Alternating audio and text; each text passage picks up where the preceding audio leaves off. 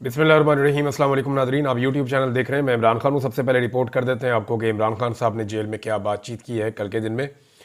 अब तो चीज़ें नॉर्मलाइज हो रही हैं। पहले इमरान खान साहब को बहुत ज़्यादा रिपोर्ट इसलिए करना पड़ता था कि बाकी मीडिया इमरान खान को रिपोर्ट नहीं करता था।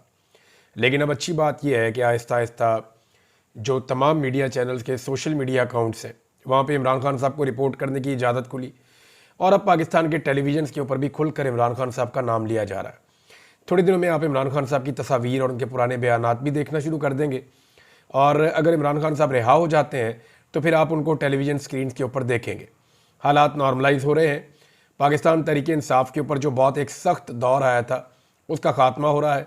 इस जमात ने साबित किया है कि ये फस्तायत के सामने, जबर और जुल्म के सामने हार इसने नहीं मानी, बल्कि ये डट कर खड़े हो गए। नॉर्मली पॉलिटिकल लोग हारते नहीं होते, ये एस्टेब्लिशमेंट को ही हारना पड़ता है, लेकिन ज़्यादातर पॉलिटिकल लीडरशिप जो है वो कंप्रोमाइज़ कर लेती है। यहाँ इमरान खान साहब ने उस लेवल का कंप्रोमाइज़ नहीं किया।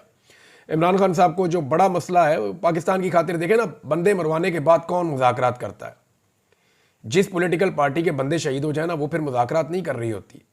उसको तो मौका मिल जाता है कि वो हर लेवल के ऊपर दीवार के साथ लगा देती है हुकूमत को और इदारों को। लेकिन इमरान खान साहब ने for the sake of this country अपने मुश्किल तरीन वक्त में, जब उनके कारकुनों को शहीद किया गया, उसके बाद उन्होंने मुज़ाकरात की बात की और वो मुज़ाकरात कर रहे हैं। और वो ये कहते हैं कि मुल्क की खातिर तो मैं बात करने के लिए तैयार हूँ, मेरे साथ बैठो, कोई हल निकाल देते हैं चीज़ों का।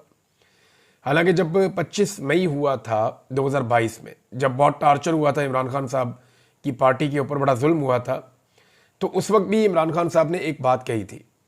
तब भी उन्होंने कहा था मुज़ाकरात करने के लिए मैं तैयार हूँ। नवाज शरीफ को मिलकर कुछ सहाफ़ी आए थे सीनियर, इमरान खान साहब के पास प्रपोजल लाए थे, लेकिन वो मियाँ साहब की तरफ से नहीं थी। वो खुद से एक एफर्ट कर रहे थे कि जी फ़ौज के रोल को महदूद किया जाए। तो इमरान खान साहब ने कहा था जी ठीक है, 3 चीज़ों के लिए तो मैं रेडी हूँ। नंबर 1, फ़ौज के किरदार को महदूद किया जाए, यानी वो उनका सियासी किरदार हमेशा के लिए ख़त्म किया जाए। अपॉइंटमेंट का जो तरीकाकार है उसको ऐसा स्मूथ किया जाए कि ये सियासत जो है इदारे के अंदर ये ख़त्म हो जाए। नंबर 2, इमरान खान साहब ने कहा था कि इकॉनमी के ऊपर सियासत बंद कर दी जाए, एक ऐसा चार्टर बना दिया जाए इकॉनमी का जो हमेशा चलता रहे और इसके ऊपर जो भी अपोजिशन पार्टी हो वो सियासत का निशाना ना बनाए, क्योंकि ये पाकिस्तान की एक बड़ी कमज़ोरी है इकॉनमी जो है। लेकिन फिर इमरान खान साहब ने एक 2 और चीज़ें भी रखी थी। एक तो उन्होंने कहा था कि इलेक्शन का एक तरीकाकार तय कर लिया जाए, साफ और शफाफ इलेक्शन पाकिस्तान में होना चाहिए, इसको यकीनी बनाया जाए ताकि आइंदा होने वाले इलेक्शनों के ऊपर कोई उंगली ना उठाए। और चौथी बात इमरान खान साहब ने इजाफी कही थी, उन्होंने कहा था जी फिर कोई एनआरओ जो है वो नहीं होगा, यानी इसके अंदर कोई एनआरओ शामिल नहीं होना चाहिए। इन उसूली चीज़ों के ऊपर मैं बात करने को तैयार हूँ। लेकिन फिर ये ऑफ़र जो है वो जो हुकूमती जमातें हैं वो इसके ऊपर दें, तो मैं बतौर अपोजिशन लीडर, मुझे कोई एतराज़ नहीं है। मैं आज अपोजिशन में हूँ लेकिन मुझे कोई एतराज़ नहीं है, मैं इसके लिए काम करने के लिए तैयार हूँ। अब इमरान खान साहब ने जो अडियाला में मीडिया से बातचीत की उसमें उन्होंने कहा कि सबको नया साल मुबारक।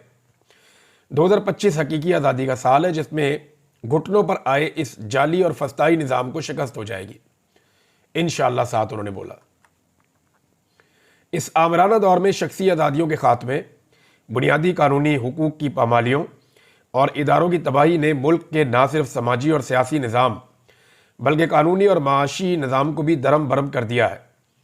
जिस भोंडे अंदाज में खालिद खुर्शीद को 34 साल कैद की सज़ा सुनाई गई, उससे साबित होता है कि मुल्क में रूल ऑफ लॉ का खात्मा हो चुका है और गैर एलानिया बदतरीन आमरीत का राज है। यानी इलेक्शन कमीशन ऑफ पाकिस्तान की तौहीन करने या उसको धमकी देने के ऊपर, किसी को धमकी के ऊपर कैसे 34 साल कैद की सज़ा हो सकती है? उम्र कैद भी 14 साल की होती है, या तो फांसी हो जाती है या उम्र कैद हो जाती है। उम्र कैद भी जो है वो 14 साल की होती है। यहाँ एक जज ने 34 साल की सज़ा सुना दी है, तो कैसे हम इस अदलिया को आज़ाद अदलिया कह सकते हैं? इमरान खान ने कहा कि वकला तहरीक से पहले भी हम फ़ौज की सियासत में मुदाखलत के ख़िलाफ़ भरपूर तनकीद करते थे, लेकिन तब कोई एजेंसी अपने शहरियों को इस तरह नहीं उठाती थी और आइनी अदालत बनाकर पूरी अदालती निज़ाम को तबाह कर दिया गया है और काजी फायजीसा की बाक़ियात को अदालती निज़ाम का कब्ज़ा दे दिया गया है ताकि काजी की रवायत बरकरार रखते हुए अदालती फ़ैसले GHQ के ज़ेर असर करवाए जा सकें।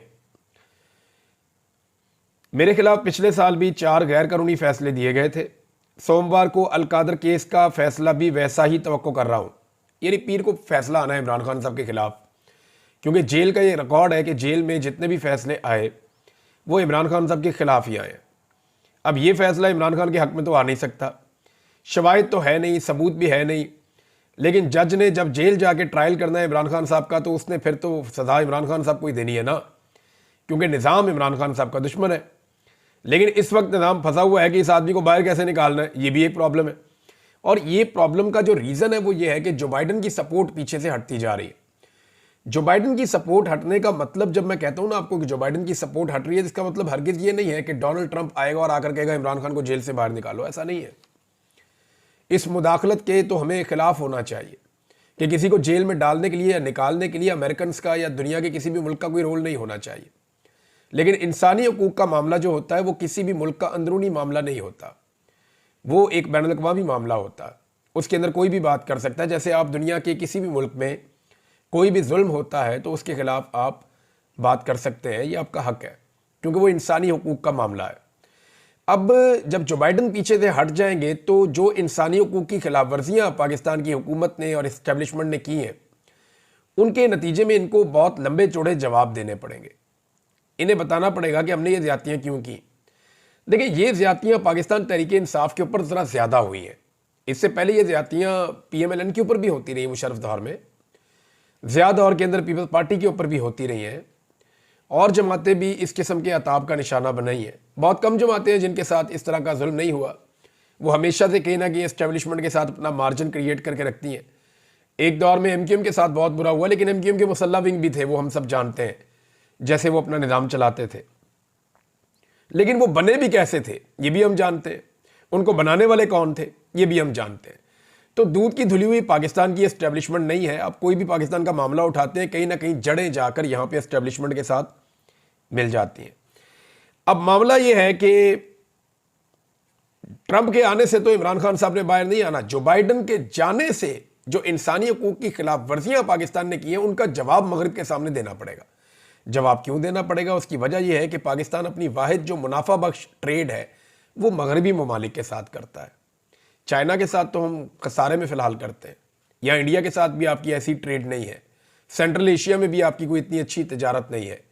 जो आपकी मुनाफा बख्श तजारत है वो आपकी यूरोप के साथ, अमेरिका के साथ है। उसमें आप पैसा और डॉलर्स कमाते हैं, पाउंड्स कमाते हैं, उसमें आप यूरोस कमाते हैं, तो उससे पाकिस्तान को पैसा मिलता है।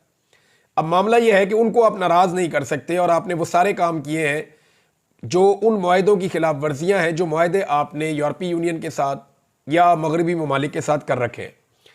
आगे जनाब इमरान खान साहब कहते हैं कि मिलिट्री कोर्ट जैसे फैसलों से पाकिस्तान में कानून की हुक्मरानी का खात्मा हो गया है।